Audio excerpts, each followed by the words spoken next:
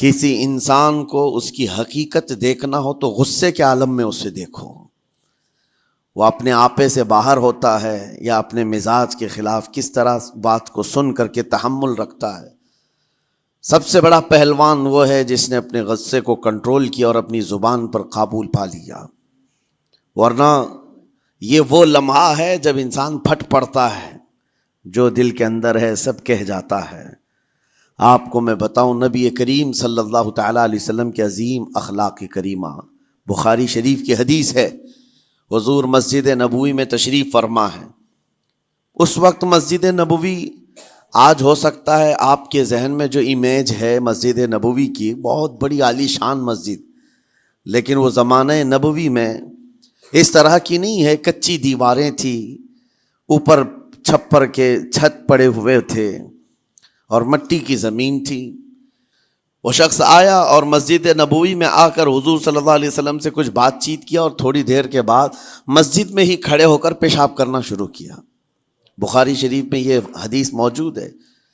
جب مسجد نبوی میں کھڑے ہو کر پیشاب کرے تو صحابہ اکرام سب دیکھ کر کے دوڑانے لگ گئے۔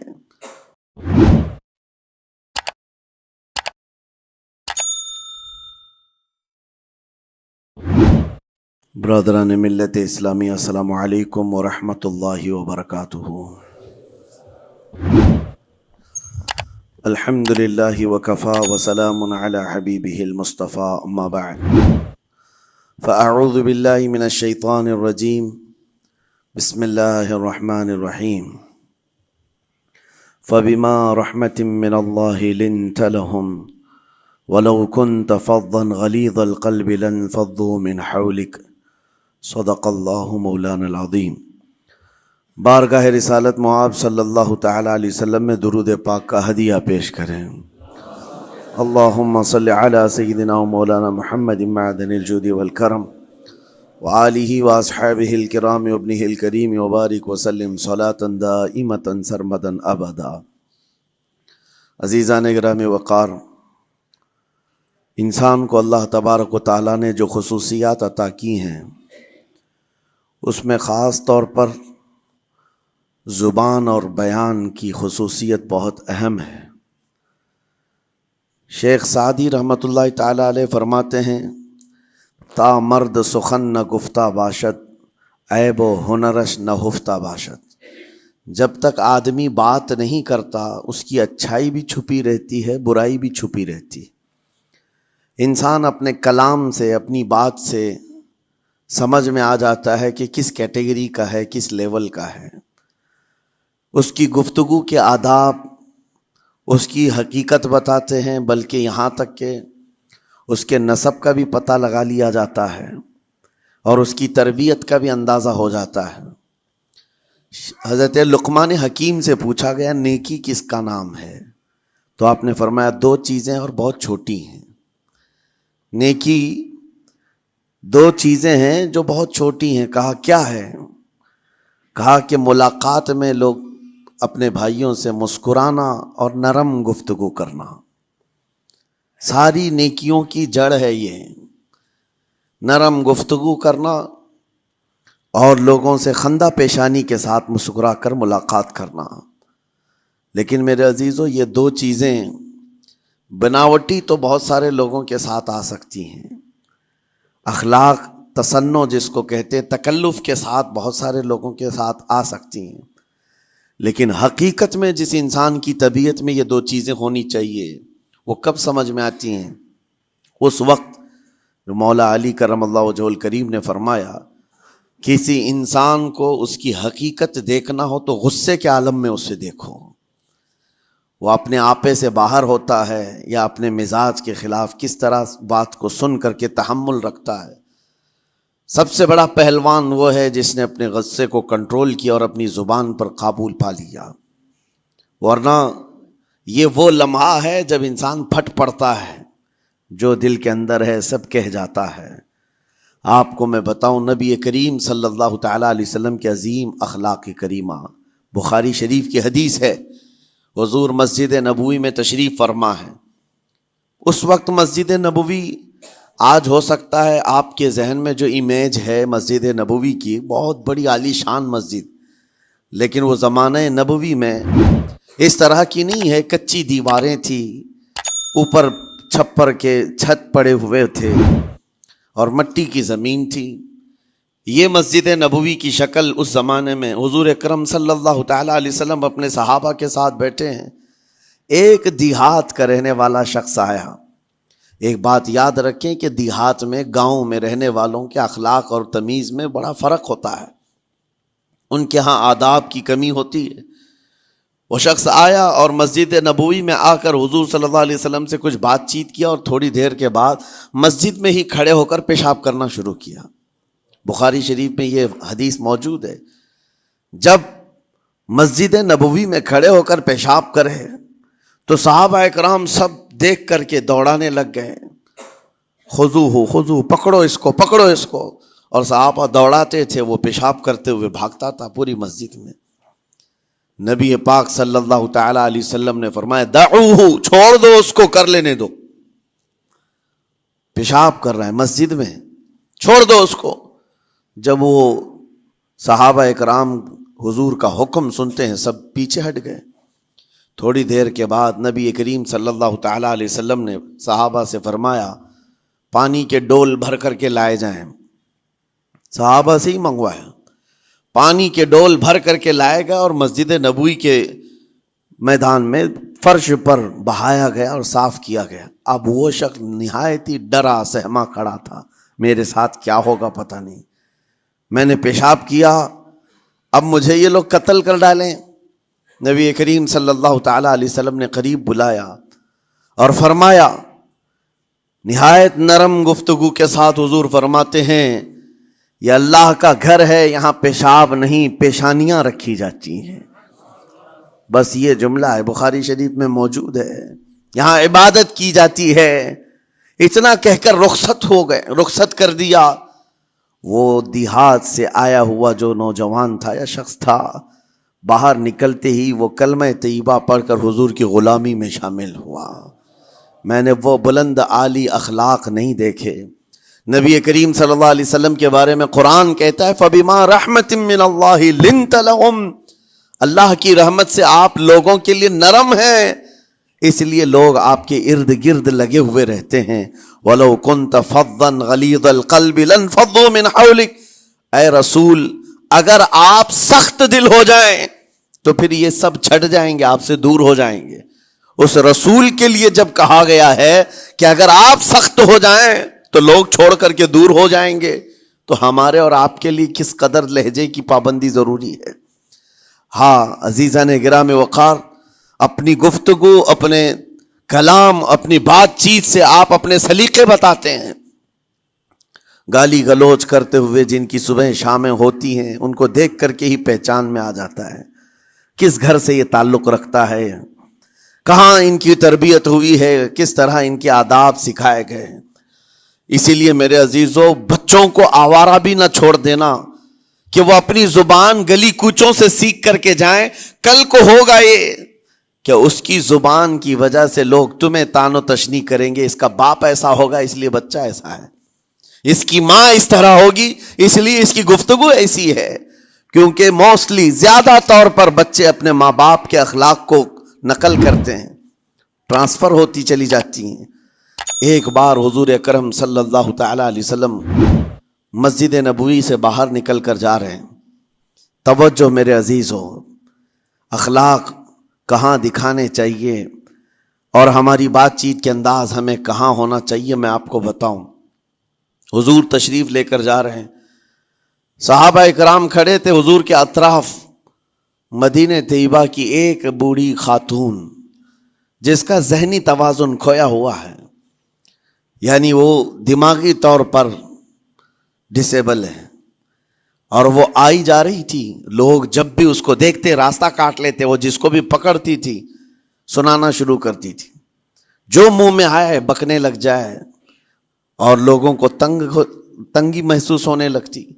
صحابہ نے دیکھا کہ یہ عورت آ رہی ہے، حضور کی طرف آ رہی ہے. سب نے حضور صلی اللہ علیہ وسلم کو گھیر لیا، اس کا راستہ روکنے کے لیے. اب آئے گی اور نبی کریم صلی اللہ علیہ وسلم کے پاس اگر زبان درازی کرنے لگ جائے، پاگل عورت ہے اور بک بک کرنے لگ جائے، حضور پاک صلی اللہ علیہ وسلم کے ادب میں کہیں کمی نہ آ جائے۔ صحابہ کا یہ ہمیشہ اہتمام رہتا۔ حضور اکرم صلی اللہ علیہ وسلم نے دیکھا تو صحابہ سے کہا ہٹ جاؤ، اس کو آنے دو، ہٹ جاؤ، اس کا راستہ چھوڑ دو۔ صحابہ نے کہا یا رسول اللہ صلی اللہ علیہ وسلم، اس کا ذہنی توازن ٹھیک نہیں ہے، دماغی طور پر وہ عورت ٹھیک نہیں ہے، وہ آئے گی اور لمبی باتیں کرتی ہے، لا یعنی باتیں کرتی ہے، کہیں آپ کی شان پاک میں کوئی گستاخی نہ ہو جائے۔ صحابہ روک رہے تھے، حضور پاک صلی اللہ علیہ وسلم نے سختی سے فرمایا، ارشاد فرمایا ہٹ جاؤ، اس کا راستہ چھوڑ دو، مجھے پتا ہے پورے مدینے میں اس کی کوئی نہیں سنتا، میں بھی نہ سنوں تو کس کو سنائے گی؟ اگر میں بھی نہ سنوں تو وہ کس کو سنائے گی؟ یہ میرے مصطفیٰ کریم صلی اللہ تعالیٰ علیہ وسلم کے دربار عالی جاہ کی وہ بلند اخلاق کریمانہ کی ایک مثال ہے، جس کو خود میرے آقا نے فرمایا بعثت لأتمم مکارم الاخلاق۔ عزیزان گرامی وقار، لوگوں کے آج حالات ایسے ہیں کہ اچھے لوگوں کے ساتھ اخلاق الگ دکھائے جاتے ہیں، چھوٹے لوگوں کے ساتھ اخلاق الگ دکھائے جاتے ہیں۔ سٹیٹس کا آدمی ہو تو اس کے ساتھ ملنے کے طریقے الگ ہیں، اور غریب کوئی آ جائے، فقیر کوئی آ جائے تو اس سے ملنے کا انداز الگ ہو جائے۔ یہ نہ ہو، یہ ہم سب کے لیے نصیحت ہے۔ اسی ممبئی کی سرزمین پر میں آپ کو بتاؤں، ایک ماہم شریف میں بزرگ حاجی صاحب ہوا کرتے تھے، آج سے تقریباً 10-12 سال پہلے کی۔ وہ کئی لوگوں سے ایک سوال کرتے تھے پکڑ پکڑ کر کے کہ میرا ایک سوال ہے، آپ جواب دیں گے، میرا ایک سوال ہے۔ کئی علماء سے انہوں نے پوچھا، مجھ سے بھی انہوں نے، جب میں نیا تھا مصر سے پڑھ کر کے آیا تھا، میرے پاس آ کر کہا کافی سالوں سے میرے ذہن میں ایک سوال ہوتا ہے، میں آپ سے بھی پوچھنا چاہتا ہوں۔ کہا بتائیے کیا ہے؟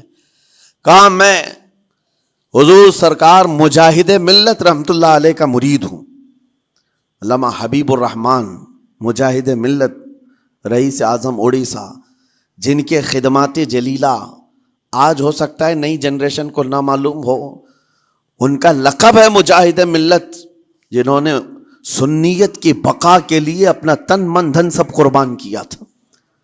وہ مجاہد ملت عظیم بزرگ ولی کامل ہے۔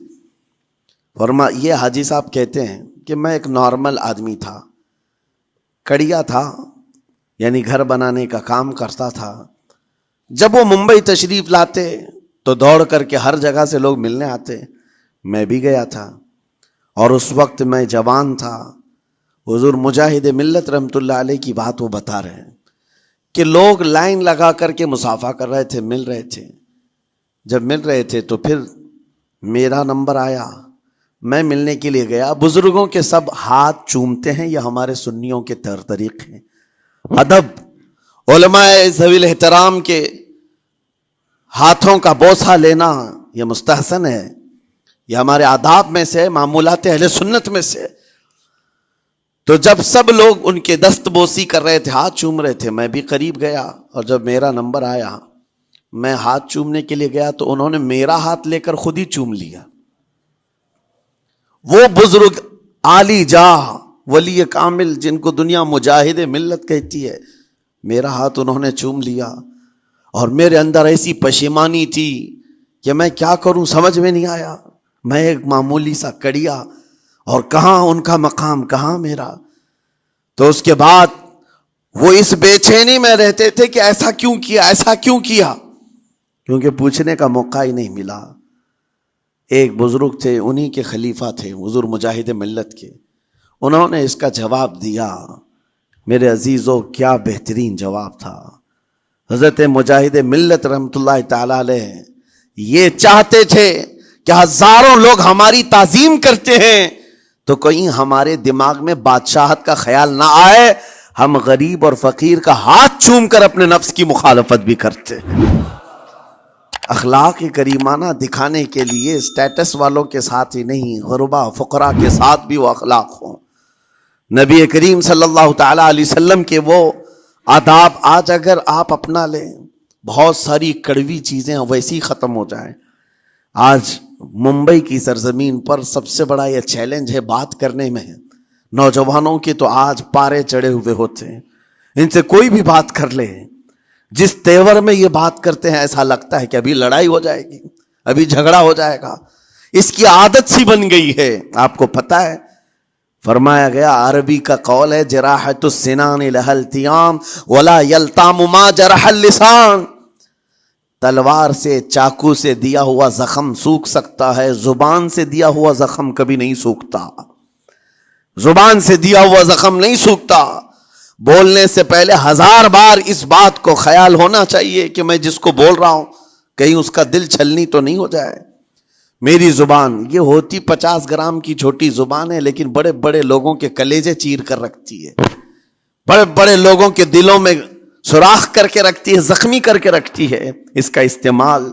इसीलिए रिवायत में मिलता है कि जब इंसान सुबह करता है तो सारे आज़ा, हाथ पैर आंख कान नाक, सारे आज़ा सबसे पहले जुबान से ये अर्ज करते हैं, उसकी पनाह मांगते हैं, कहते हैं आज तू सही सलामत रहेगी तो हम सब सही सलामत रहेंगे, और अगर तू फिसल गई तो अजाब हम पर भी होगा। जुबान बोलती है, मार किसी और को पड़ती है, कोई जुबान को मारता नहीं है। गाली जुबान देती है, लेकिन मार कभी पीठ पे पड़ती है, सर पे पड़ती है, हर जगह पड़ती है। तो ये जुबान, नबी करीम सल्लल्लाहु तआला अलैहि वसल्लम ने इरशाद फरमाया, मन यज़मनु ली मा बैना लिहयतैहि व मा बैना। हुजूर पाक सल्लल्लाहु तआला अलैहि वसल्लम फरमाते हैं, जिसने 2 चीज़ों की ज़मानत मुझे दे दी, हिफाजत की, मैं उसे अज़मन लहुल जन्ना, मैं उसको जन्नत में ले जाने की ज़मानत देता हूँ। 2 चीज़ें क्या हैं? हुजूर फरमाते हैं, एक 2 जबड़ों के बीच में जो मौजूद जुबान है इसकी हिफाजत कर ले, और 2 रानों के बीच में जो शर्मगाह है इसकी हिफाजत कर ले। ये 2 चीजें जिसने बचा लिया, मैं उसको जन्नत में ले जाने की जिम्मेदारी देता हूं, जमानत देता हूं। इसका कितना बड़ा किरदार है, ये जुबान का कितना बड़ा किरदार है। और हुजूर ने एक बार पकड़ करके फरमाया था, जुबान को पकड़ करके कहा था, ये वो जुबान है जो इंसान को जन्नत में भी ले जाती है और दोज़ख में भी ले जाती। कलमा किससे पढ़ते हैं आप? ला इलाहा इल्लल्लाह, जुबान ही से तो पढ़ते हैं, इसी कलमे ने आपको जन्नत तक पहुंचाया। और काफिर जो कुफ्र करता है वो भी जुबान से ही करता है, और जुबान उसे हमेशा की दोज़ख में ले जाती है। इस जुबान को चलाने से पहले 1000 बार सोच लें कि आज लहजों की सख्तियां बढ़ती चली गईं। और आपको पता है, कुरान पाक में रब ताला ने यह फरमाया, वला तकुल लहुमा उफ़्फ़िन वला तनहरहुमा, वालिदैन के बारे में बच्चों को क्या कहा गया? उनको उफ तक ना कहो। लेकिन जुबान जब खुलती है ना, माँ बाप के खिलाफ नौजवानों को हमने देखा है गाली गलोच करते हुए और इतनी बुरी बातें कहते हुए, माज़अल्लाह। अजीज़ान गिराम वक़ार, हुजूर ने तो ये फरमाया, जिसने पलट करके अपने माँ और बाप को सख्त लहजे में बात किया या उनकी नाफरमानी की, हुजूर फरमाते मेरा दिल चाहता है कि उसके घर को आग लगा दूं, आग लगा दूं। इसलिए इस बात को हमेशा याद रखें, तुम्हारे लहजे की सख्तियां किसी को जख्मी कर दें तो आखिरत खराब हो जाएगी, आखिरत खराब हो जाएगी। हजरत अलक़मा रदी अल्लाह ताला अन्हु हुजूर के सहाबी, हुजूर सल्लल्लाहु अलैहि वसल्लम के सहाबी, आखिरी वक्त आ गया था लेकिन जुबान नहीं खुलती थी। उन हुजूर पाक सल्लल्लाहु अलैहि वसल्लम के पास सिफारिश लाई गई कि आपके वो साथी हैं, इंतकाल कर रहे हैं, लेकिन जुबान पर कलमा भी नहीं आता। हुजूर तशरीफ लाए, देखा, पूछा घर में इनके कौन कौन है? कहा बीवी है और माँ है। माँ को बुलाया और कहा अलक़मा के बारे में क्या कहती हो, कैसा था? कहा बहुत अच्छा, परहेजगार, इबादत गुजार, सारी नेकोकारियां इसके अंदर हैं। तो फिर हुजूर ने पूछा, अच्छा ये बहुत नेक था, तुम भी इससे राजी हो कि नहीं हो? मां ने कहा मैं नहीं राजी हूं, मैं राजी नहीं हूं। कहा क्यों, वजह क्या है? कहा या रसूल अल्लाह, मेरा अकलौता बेटा, मेरा तन्हा बेटा था, बड़ी मोहब्बतों के साथ इसको पाला था, और जब मैंने इसकी शादी की, अपनी बीवी को लाया, और जब बीवी घर पर आ गई तो मेरी बात को हल्के में लेता, अपनी बीवी की बात को फौकियत देता, तरजीह देता। और उस वक्त गालिबन ये बातें थी कि जुबान से कोई कलमा उनके निकला होगा, जो बीवी की हिमायत में थी, माँ को तकलीफ पहुंच गई। کہا میرا دل گوارا نہیں کرتا، میں اس سے راضی نہیں ہوں، باقی وہ بہت نیک بندہ ہے، بہت اچھا ہے۔ حضور نے فرمایا دیکھو زندگی کے آخری پڑاؤ پر آ چکا ہے، روح نکلنے کو ہے، معاف کر دو۔ وہ بھی صحابیہ تھی، انہوں نے کہا آقا آپ کا حکم ہے یا مشورہ ہے؟ اگر حکم ہے تو پھر ماننا ہے۔ حضور نے فرمایا نہیں، حکم نہیں، مشورہ ہے۔ کہا مشورہ ہے تو پھر دل نہیں چاہتا، دل نہیں چاہتا۔ حضور نے فرمایا صحابہ سے کہ لکڑیاں جمع کرو، آگ لگاؤ اور انہیں اٹھاؤ، آگ میں ڈال دو۔ آگ دہکائی گئی تو ماں کی ظاہر سی بات ہے ممتا بے چین ہو گئی، کہا ان کو میرے سامنے آگ میں ڈالیں گے؟ کہا ہاں، اس سے بہتر ہے کہ وہاں جلے گا، یہاں جلے۔ وہ ماں کہتی آقا آپ گواہ ہو جائیں، میں اپنے بیٹے کو معاف کرتی ہوں۔ ادھر معاف کیا، ان کی زبان پر کلمہ طیبہ جاری ہوا۔ میرے عزیزو یہ بتانا مقصود اس لیے ہے کہ زبان سے دیے ہوئے زخم خواہ والدین کو ہوں، یہ معمولی نہیں ہوتے۔ ہو سکتا ہے آخری وقت تمہاری زبان بند ہو جائے اور کلمہ طیبہ بھی نہ جاری ہو، زبان کھلنے بھی نہ لگے، یہ حالات آ جائیں گے۔ اس لیے اپنی زبان کا کنٹرول برقرار رکھو، کس سے کیا کہنا ہے۔ ابھی میں اس کا دوسرا پارٹ بھی بتاتا ہوں زبان کے استعمال کا۔ یہ نرمی لہجے کے اندر ہونا بہت ضروری ہے، لیکن کچھ جگہوں پر سختی کی اجازت ہے، لیکن وہ مقامات الگ ہیں۔ نرم لہجہ حضور پاک صلی اللہ تعالی علیہ وسلم کے فرامین میں سے ہے۔ ایک بات بڑی بغداد مقدسہ میں نے ایک ولی پاک کی زیارت کی، ان کے آستانے پر بھی میں نے ابھی بیان کیا تھا۔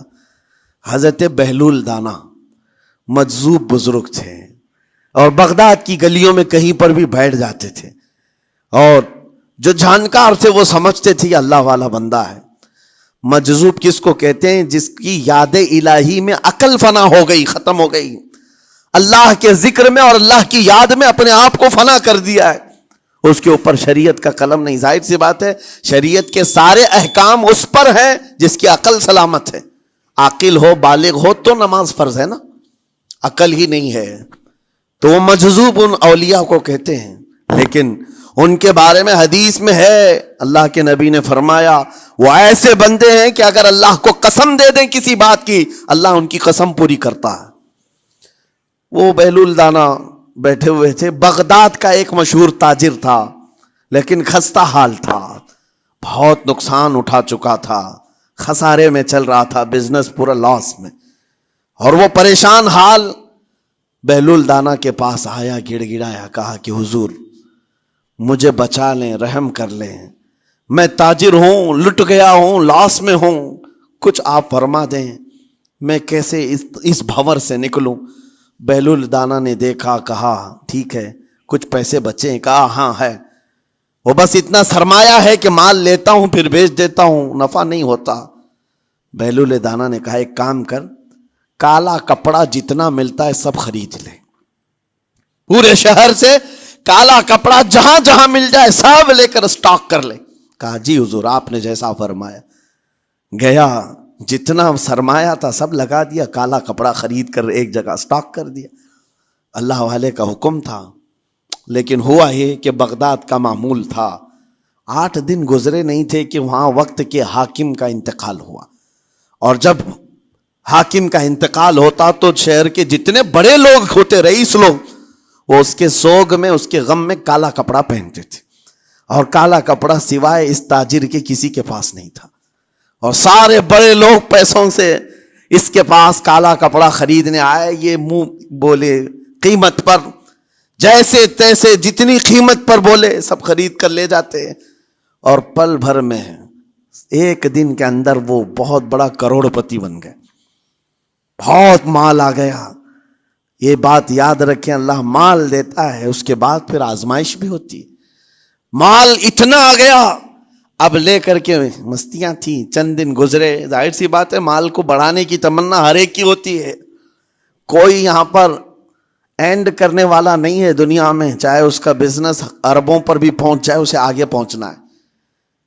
چند دن گزرے تھے، 8-10 دن، پھر آیا حضرت بہلول دانا کو ڈھونڈتے ہوئے، ایک جگہ میدان میں یہ مجذوب بزرگ بیٹھے مل گئے، آیا اور کہا او دیوانے بتا اب کیا خریدوں, پیسہ بہت ہے ابھی میرے پاس, بتا دیوانے اب کیا خریدوں. انہوں نے دیکھا, کہا کہ لہجہ تو بدلا ہوا ہے, پیسہ بہت زیادہ تھا. کہا کہ ٹھیک ہے کوئی بات نہیں, اللہ والوں کو ان سب چیزوں سے کوئی لینا دینا نہیں. آپ نے کہا مال جتنا ہے تیرے پاس سب لے کر کے خربوز خرید لے, تربوز خرید لے, جس کو کلنگڑ کہتے ہیں, تربوز پورے خرید لے. اس نے کروڑوں کی جائیداد پورے تربوزوں میں لگا تھی, سب تربوز خرید کر سٹاک کر دیا ایک جگہ. اور اس کے گمان میں یہی تھا کہ چند دن گزریں گے, کوئی ایسا ہی حادثہ ہوگا جب تربوز منہ مانگی قیمت پہ لوگ خریدیں گے اور میں بیچوں گا.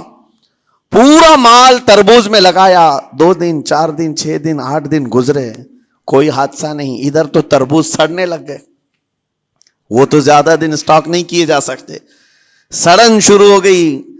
پھر تھوڑے دنوں کے بعد پورے کے پورے سڑ گئے, کروڑوں کا مال تربوز میں سڑ کے چلا گیا. وہ کچھ بھی نہیں سکا, کچھ نہیں کر سکا, واپس چیختا چلاتا اسی حالت میں آیا, پہلے سے بھی زیادہ بدتر حالت میں میں آ گیا ہوں. دوڑتے ہوئے آیا, حضرت بہلول دانا کو ڈھونڈتے ہوئے. کہاں ہیں وہ؟ اسی جگہ بیٹھے ہوئے مٹی میں بیٹھے رہتے تھے. قریب آیا اور کہنے لگا کہ آپ نے میرے ساتھ ایسا کیوں کیا بہلول؟ بہلول دانا نے کہا کیا ہوا؟ کہا میں تو لٹ گیا, تربوز میں پیسے لگائے آپ کی وجہ سے اور پورے سڑ گئے. بہلول دانا نے کہا میں نے تو کچھ نہیں کیا, پہلے تو تجھے نفع ملا تھا وہ تیرے لہجے کی وجہ سے, اب خسارہ ہوا ہے تیرے لہجے کی وجہ سے. پہلے جو آیا تھا بات کرنے کے لیے اس وقت تیری تمیز الگ تھی, تیری تہذیب الگ تھی, اخلاق الگ تھی. گڑ گڑا کر کہا تھا کہ میں لٹ گیا ہوں آپ رحم کر دیں. دوسری بار آ کر کے کیا کہا؟ وہ دیوانے بتا کیا خریدوں. لہجہ بدل گیا تو پوری حیثیت بدل گئی. زبان ہماری اونچائی پر بھی لے جاتی ہے اور نیچے بھی لے آتی ہے. اس بات کو ہمیشہ ملحوظ رکھیں کہ اس زبان سے بہت سارے لوگ نفع بھی اٹھاتے ہیں, بہت سارے لوگوں کو نقصان بھی ہوتا ہے. لیکن ساتھ میں یہ بات بھی عرض کروں, نرم گفتگو کرنے کا عادی ہر ایک کو ہونا چاہیے. نرم گفتگو کرنے کا عادی ہر ایک کو ہونا چاہیے, اس کی نیکیوں کی علامت ہے, اس کے اخلاق کی علامت ہے. لیکن ساتھ میں امام شافعی رحمۃ اللہ تعالی علیہ نے یہ بھی فرمایا, چاہے جتنی بھی نرم طبیعت ہو انسان کی, اللہ اور اس کے رسول کے لیے غیرت ہونی چاہیے. اللہ اس کے رسول کے خلاف بات سنے تو پھر نرم لہجے کا استعمال نہ کرے, پھر وہ بزدلی کہلائے گی, وہ بزدلی کہلائے گی. آج میں ایک بات یہ بھی بتا دوں, بہت سارے لوگ یہ سمجھتے بھی ہیں. ابھی چند دن قبل میں ماررہ مطہرہ میں بیان کیا اخلاق کے, اولیاء کرام کے مذہب و مسلک پر, اور پچھلے 15 سالوں سے میں نے بہت سارے خطابات کیے ہیں اخلاق پر, معاشرے کی برائیوں پر. لیکن ابھی چونکہ چند دنوں میں جلسے پروگرام بہت سارے ہو گئے اور عظمت ناموں سے رسالت پر زیادہ گفتگو ہونے لگی, تو لوگوں میں ایک امیج الگ بیٹھی ہوئی ہے. اور ابھی ہم نے اخلاق حسنہ پر گفتگو کیا کی. 8 دن پہلے ایک بزرگ نے مجھ سے پوچھا ایسی بھی تقریر کرتے ہیں آپ ایسی بھی تقریر کرتے ہیں, یعنی نرم گفتگو بھی کرتے ہیں؟ مطلب یہ ہے کہ ہماری امیج ایسی بنا کر رکھیں کہ ہم ہر وقت چلاتے ہی رہتے ہیں, ہر وقت للکارتے ہی رہتے ہیں. میرے عزیزوں, میں یہاں پیغام دینا چاہتا ہوں, ہم قرآن کے اس آیت پر عمل کرنا چاہتے ہیں جو مولا نے فرمایا اشداء علی الکفار رحماء بینہم. مومنین کی شان ہے, صحابہ کی شان ہے, وہ کافروں پر سخت ہوا کرتے ہیں اور مومنوں کے لیے نرم دل ہوا کرتے ہیں. زبان کی نرمی ایمان والوں کے لیے ہے, زبان کی نرمی محبت مصطفیٰ کے لیے ہے, عاشقان مصطفیٰ کے لیے ہے. ساتھ میں زبان کی سختی کفار و مشرکین کے لیے ہے, گستاخان رسول کے لیے ہے. اور اگر یہ چیز نہیں آئی تو پھر آپ سمجھ لیں نیک اس وقت نہیں کہلائے گا آدمی. بعض لوگوں کو ایسا لگتا ہے نرم بات کرنا چاہیے, نرم گفتگو بالکل صحیح ہے, یہ اخلاق ہے. لیکن اگر ایسے مقامات پر جہاں تمہارے نبی کو کوئی گالی دے رہا ہو, رب کی شان میں کوئی بھونک رہا ہو, اس وقت تم کہو کہ اخلاق ہے، نرم بات کرنا چاہیے، یہ بے غیرتی ہے، یہ بے غیرتی ہے۔ تمہاری بیوی کو اگر تمہارے سامنے کوئی چھو دے اور اس کے بعد تم ہنس کر کے اس سے کہو ٹھیک ہے جائیے صاحب، آپ کو کہا جائے گا بے غیرت آدمی، بے غیرت آدمی ہے۔ انسان کو اپنی بیوی، اپنی بیٹی، اپنی ماں پر بھی غیرت ہوتی ہے، وہ سنتا نہیں ہے، یہ پیدائشی ہے، فطرت ہے انسان کی۔ اور مومن کی شان یہ ہے سب سے بڑی غیرت اس کے لیے اللہ اور اس کے رسول کے لیے ہوا کرتی ہے۔ اللہ اور اس کے رسول کے لیے ماں اور باپ کو گالیاں ایک وقت میں برداشت کر بھی لے جائے، لیکن اللہ اور اس کے رسول کی شان میں وہ ہرگز برداشت نہ کرے۔ یہ ایمان کی علامتوں میں سے ہے۔ بہرحال میں نے زبان کے دونوں استعمال آپ کو بتائے، سخت لہجے بھی ہیں، نرم لہجے بھی ہیں، لیکن جب آپ کا پالا کسی گستاخ سے نہ پڑے تو ہمیشہ نرم گفتگو کرنے کے عادی بنے۔ مومنین میں نرم لہجے کا اختیار ہمیشہ رہے، اس سے اخلاق آپ کے بتائے دکھائے جاتے ہیں، اس سے آپ کے اخلاق معلوم ہوتے ہیں، ساتھ ہی معاشرے میں نرمی اور محبت کا ماحول بھی قائم ہوتا ہے۔ ڈانٹنے کے طریقے بھی میں آپ کو بتاؤں۔ میرے والد اگرامی فرمایا کرتے تھے، حضور حافظ ملت رحمت اللہ علیہ جو الجامعۃ الاشرفیہ مبارک پور کے بانی ہیں اور بڑے محدث جنہوں نے ایک نہیں ہزاروں عالم پیدا کیے، اس ہندوستان کی بات کر رہا ہوں، حافظ ملت رحمت اللہ علیہ پوری بخاری شریف پڑھاتے تھے، تقریباً 40 سال تک انہوں نے پڑھایا بخاری شریف۔ میرے والد ان کے شاگرد ہیں، فرماتے ہیں جب وہ بہت زیادہ ناراض ہو جاتے کسی سے، ڈانٹنا ہوتا، ہر استاد بچے کو ڈانٹتا ہے، کبھی کچھ بچہ نافرمانی کر جائے یا مزاج کے خلاف بات کرے تو استاد ڈانٹتا ہے، تو حافظ ملت رحمت اللہ علیہ اگر کسی شاگرد کو ڈانٹتے بھی غصے میں تو کہتے ہیں اے جنتی کیا کر رہا ہے، کہتے ہیں اگر یہ جملہ قبول بھی ہو جائے تو بچہ جنتی ہو جائے۔ لہجے کی یہ استعمالات اولیاء سے سیکھو میرے عزیزو۔ غصے پر کنٹرول اس وقت تمہارے اخلاق معلوم ہوتے ہیں جب تمہارا غصہ عروج پر ہوتا ہے، اس وقت تمہاری حقیقت لوگوں کے سامنے آتی ہے۔ وہ اپنے شاگردوں کو ڈانٹتے بھی تو جنتی کہہ کر ڈانٹتے ہیں، یعنی کوئی گالی نہیں ہے، کوئی برے کلمے نہیں ہیں، بلکہ ایسا جملہ ہے کہ اگر قبول بھی ہو گیا استاد کی زبان سے، اس کی تو زندگی وصول ہوگی، اس کا بیڑا پار ہو گیا۔ ہمارے درمیان ماں باپ کو بھی یہ چاہیے کہ بچوں کو کس طرح کے اخلاق آپ دے رہے ہیں۔ گفتگو کرنے کے متعلق قرآن میں اللہ تعالیٰ نے آداب بتائے ہیں۔ جب آپ گھروں کے اندر موجود ہوں تو بچوں کے سامنے کس طرح کی گفتگو کیا کریں گے، کیسی بات کریں گے۔ شوہر اور بیوی جس طرح کی باتیں کر رہے ہیں بچے کے دماغ میں وہ پورا کا پورا چھپتا ہے، ٹرانسفر ہوتا ہے۔ اسی لیے کہا گیا ایڈلٹ گفتگو کبھی بھی بچوں کے درمیان نہیں کی جائے گی۔ جو میچورٹی میں نہیں ہے ان بچوں کے سامنے ماں اور باپ بیٹھ کر کے کلام بھی نہ کریں، بات نہ کریں۔ معاشرہ تو آج ایسا ہے، سب پوری فیملی لے کر کے بیٹھے ہوئے ہیں، اور حد تو یہ ہے کہ گندی فلمیں سامنے لگی ہوئی رہتی ہیں، وہ کیسے بچا پاؤ گے؟ 4 سال 5 سال کے بچے کے اندر بھی وہ گفتگو، وہ مکالمات، ایک دوسرے سے بات کرنے کی تمیزیں، وہ سب وہاں سے سیکھتا آ رہا ہے۔